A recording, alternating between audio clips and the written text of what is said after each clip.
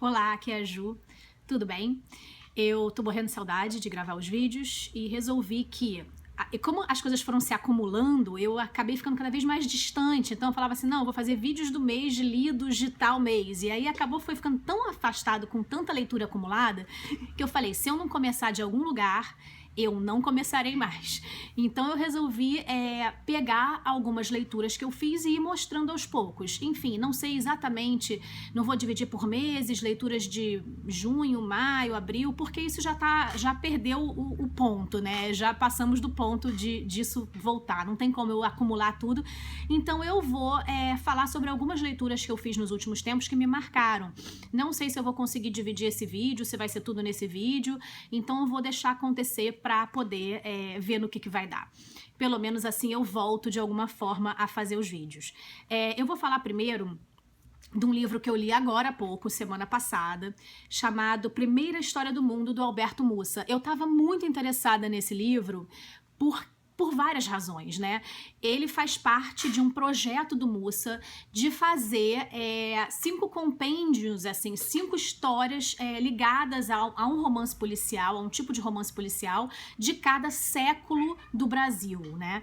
E aí é muito interessante porque nesse caso eu li primeiro, cronologicamente, o do Rio de Janeiro, que é o primeiro assassinato registrado oficialmente aqui na cidade em 1567. E o mais legal desse livro, quer dizer, entre tantas coisas, eu vou dizer para vocês que não tradicionalmente um romance policial naqueles moldes que a gente está acostumado a ver. E ele mesmo fala isso várias vezes aqui. Ele fala assim, se fosse um romance policial tradicional, aconteceria isso, isso, isso. Se fosse na literatura policial, aconteceria dessa forma. Se fosse Agatha Christie, se fosse Edgar Allan Poe, né? Então ele tem essas referências, ele está ciente de que ele está trabalhando com um assunto complicado de poucas fontes, e ele mistura então nessa tentativa de romance policial histórico, ele mistura formas de abordagem bastante interessantes no que tange a questão científica, acadêmica, meio que quase real, de quase como um trabalho acadêmico de pesquisa, né?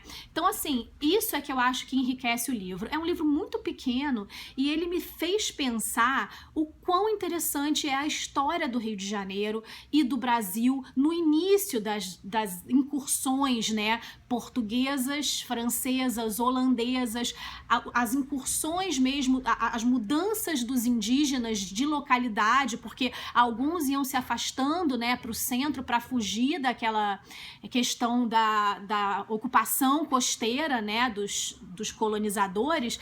Então, assim, e o que é mais legal, que em poucas páginas você pensa o quão pouco é aproveitada essa história. Não só, é claro que tem trabalho antropológico, é claro que tem trabalho de historiador, mas mesmo assim são poucos, né? E pior ainda, muito pouco na literatura de ficção. E isso é que me deixou assim, pipocando em mim essa questão do quanto é importante, quanto seria importante a gente tratar dessa história, né? Da escravidão dos indígenas, antes do tráfico negreiro, antes da questão da escravidão africana chegar e ser muito mais rentável todo esse processo, teve essa catequese maciça dos índios, a escravidão deles, e isso é uma coisa muito pouco tocada. E eu acho engraçado porque as pessoas falam assim, todo mundo hoje em dia, né, até politicamente correto, enfim, entre muitas aspas, as pessoas falam assim, não, o Brasil sempre foi dos indígenas, nós somos invasores, e blá blá blá, e coitado dos indígenas, e meu Deus do céu, os indígenas eram maravilhosos, mas as pessoas parece que falam isso, mas tem muito pouco interesse em saber, sabe, de verdade, o que essas populações aqui como elas interagiram, como elas foram entrando naquela vida, né, da colônia no início, e como elas se colocavam culturalmente, se colocavam de forma prática, né? Como esse intercâmbio aconteceu, e foi muito complicado, né? Porque o Brasil é um país de uma extensão territorial, assim, absurda. Então você tinha grupos, né, desses nativos brasileiros que eram muito diferentes entre si. E aí ele vai tocar assim, ele vai tentar entre essas colocações investigativas, não só mostrar o quanto esses grupos que estavam por aqui no Rio de Janeiro eram diferentes e quanto, inclusive, eles assumiam posições em relação aos colonizadores de forma diferente, né? Que é a questão dos índios temiminós que apoiaram os portugueses e os índios tamoios que apoiaram os franceses nessa tomada, nessa luta pelo Rio de Janeiro, né, por essa região da Mata Atlântica costeira e como eles entraram aqui. Então esse senhor que foi assassinado, Francisco da Costa, ele é encontrado com 8 flechadas, morto por 8 flechadas, sendo que só encontraram 7 flechas, e ele é assassinado fora do centro, onde o Rio de Janeiro orbitava, que era o Morro do Castelo. E isso é muito interessante, porque o Morro do Castelo foi desmontado, né? E é muito, muito bacana você pensar, que eu vou tentar ver se eu mostro para vocês um dia. Eu tenho um livro aqui do Morro do Castelo que mostra que o Morro do Castelo, quando decidiu-se que já estava seguro as pessoas habitarem nas ruas, né, nos terrenos do Rio de Janeiro, fora de um morro totalmente cercado, né, murado, as pessoas vão descendo para esses bairros, assim, do centro, ali do lado, embaixo do Morro do Castelo, né, e algumas sesmarias, e que depois viraram engenhos, etc e tal. Isso vai colocando essas pessoas em outras regiões do Rio de Janeiro, povoando o Rio de Janeiro. Mas a gente tem pouco registro, mais uma vez, muito pouco se fala sobre o antes até dessa questão do Rio de Janeiro se colocar enquanto cidade, da vinda da família real, ou um pouco antes, quando se descobre o ouro, né? E aí, quando você descobre o ouro, vem toda a questão do tráfico de escravos africanos. E aí, a partir de então, a gente tem bastante coisa, né, para ler. Mas antes disso não tem. Então, você tinha, obviamente, a questão de um Rio de Janeiro ainda muito inseguro, muito exposto, né, a essas incursões dos indígenas, que eles dizem que eram contra, óbvio, né, os portugueses, os franceses, que acabaram sendo expulsos, né, e você tem as próprias sesmarias e as próprias pessoas que aqui habitavam degredados, pessoas que foram colocadas fora de Portugal para vir ao Brasil, quase como uma punição, mas mais assim, na verdade foram essas pessoas que de fato desbravaram também um terreno tão assim desconhecido, para dizer o mínimo, né? E aí não é só questão das populações nativas, né, e das populações nativas que tinham outros hábitos culturais que se chamavam, obviamente, hábitos bárbaros e não civilizados, enfim,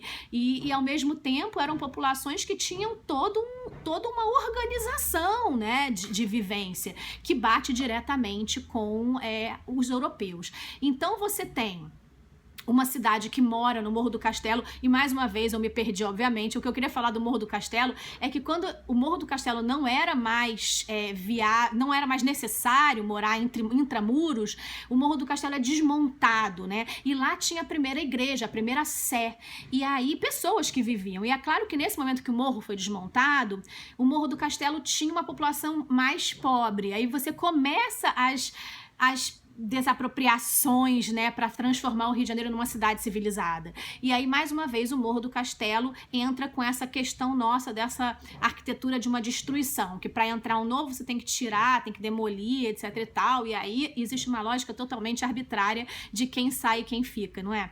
Então, o Morro do Castelo foi desmontado com jatos d'água, sabe? Tinha toda uma cidade no morro e ele foi através de jatos d'água desmontados. Voltando então para a questão do 1567, ele vai e volta nos anos anteriores e posteriores. Você fora da cidade murada tinha muita insegurança. Andavam ali não só efetivamente pessoas que poderiam estar quase ser vítimas de algum tipo de ataque, não só ataques reais de populações nativas, como desses degredados, como de ladrões, etc e tal, como também dessas lendas, né? E as lendas indígenas acabam entrando no mundo dos brancos com uma uma dúvida em relação a uma veracidade, porque esse momento é um momento em que as superstições e o mundo mágico, né, apesar dos portugueses criticarem que os indígenas acreditavam no mundo mágico impossível, não deixava de ser um mundo mágico que estava na mentalidade popular. No fundo, as pessoas acreditavam nas lendas das onças, que a onça se transformava em humano. Alguns indígenas acreditavam que os caraíbas, que eram, né, uns líderes religiosos, na verdade, uns xamãs, eles se transformavam em onça, tinham um caminho direto para o mundo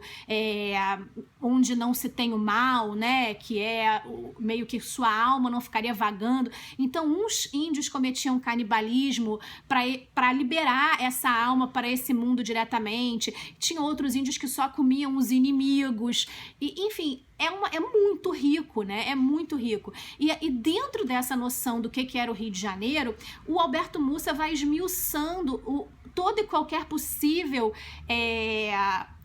motivo para o crime dessas pessoas, não só que foram indiciadas, como todo o redor do que vivia esse ferreiro, esse serralheiro, o Francisco da Costa. E aí, essa ideia também, ele começa a desconstruir não só os autos, né, que ele chama de devasso, esses inquéritos, não só esses inquéritos, como toda a forma como se vivia na cidade, porque se coloca muito nesses inquéritos a questão de um motivo ter sido relacionado a Jerônima Rodrigues, que era a esposa do Francisco da Costa. Claro, assim, eram menos mulheres do que homens, as mulheres casadoiras que vinham de Portugal, né, só para casar, como a gente vê em Desmundo, da Ana Miranda, que é uma das poucas obras que fala sobre o Brasil colônia.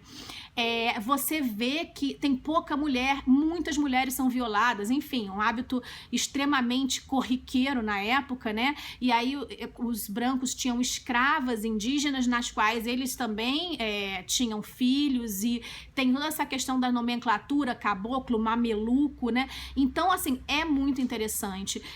Não é tradicional, não espere uma construção, né, de um romance policial na sua concepção mais básica, né?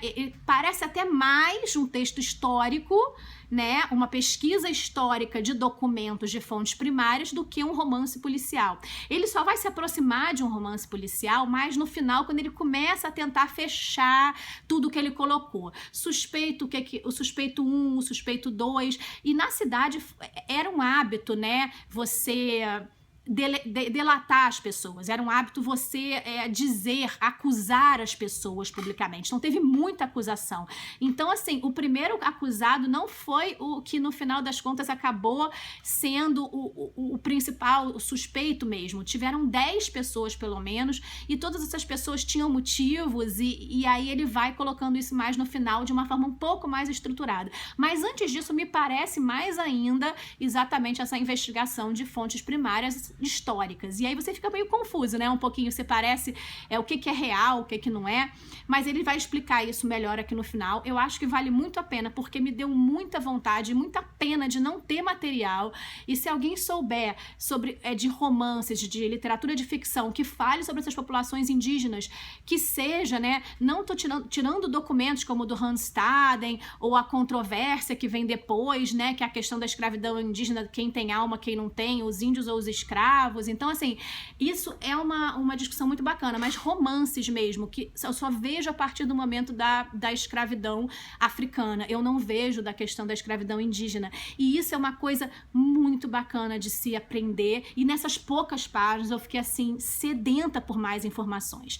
Então, eu indico sim, mostrando para vocês que, na verdade, essas populações nativas são muito mais complexas do que a gente pode imaginar, que a gente sabe muito pouco delas e que vale muito a pena saber mais. Então fica aí, na verdade, uma dica, e desconstruindo noções, talvez, do que a gente tinha antes dessa relação dos brancos com os indígenas, dos próprios portugueses com os franceses. Eu acho que vale muito a pena essa questão do Rio de Janeiro quase como uma cidade totalmente sem dono, sem lei nem rei, né?